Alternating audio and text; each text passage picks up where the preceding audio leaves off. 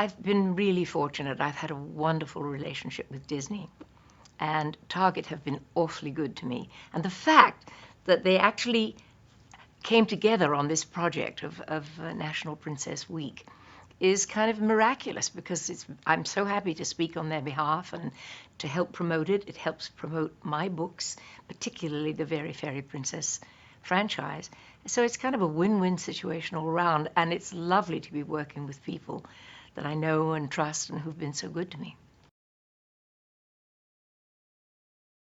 I think every little girl at some point in her life hopes and believes maybe that she is a princess. Maybe deep down inside it, I think it really actually comes from some wonderful inner conviction or their imagination or whatever it is. It appeals to little girls to be a princess. And I think all the Disney movies specialize in making sure that children understand that princesses are very special people, but with huge obligations, they have to be decent, they have to think about their people, they have to be responsible. I don't think there's a Disney princess that doesn't have that quality. How lovely is that for children to model themselves after? Think about the Disney movies. They're all really, some of the great animated ones are all about princesses, Cinderella and Sleeping Beauty, and Beauty and the Beast and so on. And the Princess Diaries, of course, is about the difficulties of being a modern princess.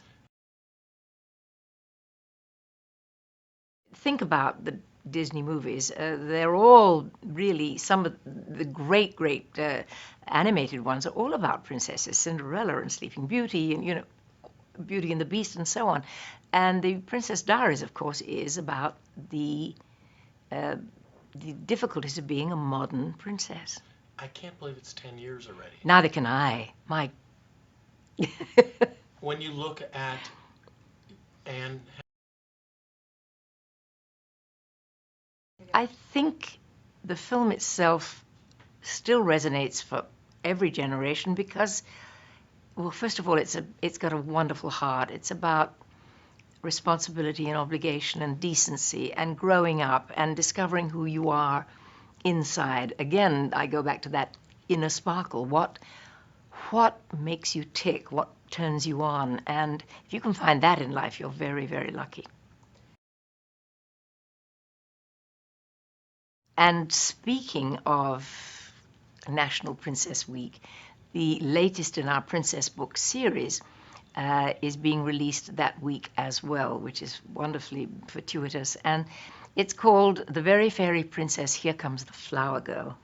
And it's about our little Geraldine, or Gerry as she's called. She's asked to be a flower girl at her aunt's wedding. And she imagines that she will be coming down the aisle in the great cathedral and scattering petals, and everybody will be smiling and the music will be terrific. The little girl in the book is wonderfully authentic. She's based on my granddaughter. By the end of each story, they think, well, maybe she really is a fairy princess after all, in the best possible way. She believes in herself. She says in the book to her friends, everybody can be a princess. You just have to let your sparkle out. It's really whatever turns you on. Do it to the fullest ability you have, and just believe in yourself. Mattress surfing down the stairs is a hazard, I can tell you. And children often ask me, was that really you? And I said, yes, it was. And I was absolutely terrified. Hugely proud of myself when I pulled it off, but it wasn't that easy.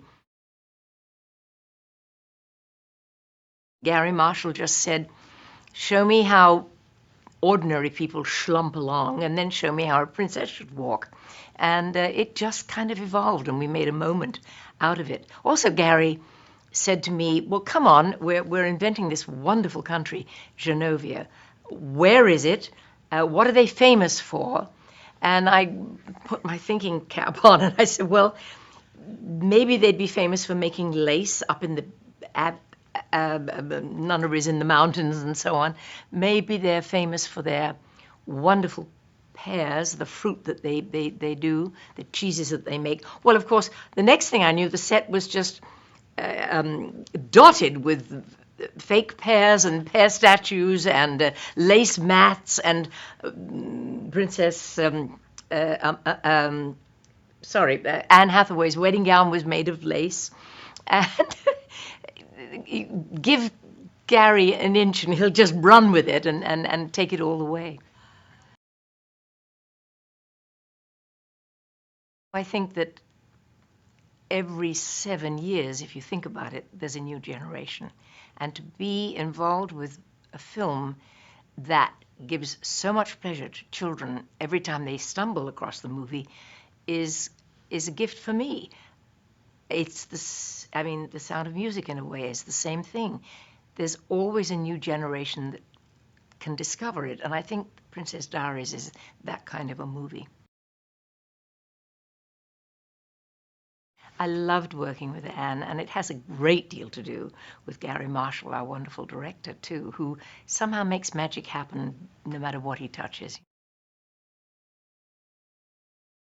When I first made Mary Poppins, it was the first movie I ever made, so I was a rank amateur. I had no idea what I was doing, and it was Disney's kindness and the director's kindness at that time that helped guide me through my first movie. It was very difficult because so much of it was an animated film. It was a live-action animated movie, and I had to pretend that the characters were with me and that I was playing with them, but of course there was nobody near. That was added much, much later. So I got an education as to what it is like and the hard work that comes from being in a film. It requires an enormous amount of patience, but of course it was huge fun because it was Disney.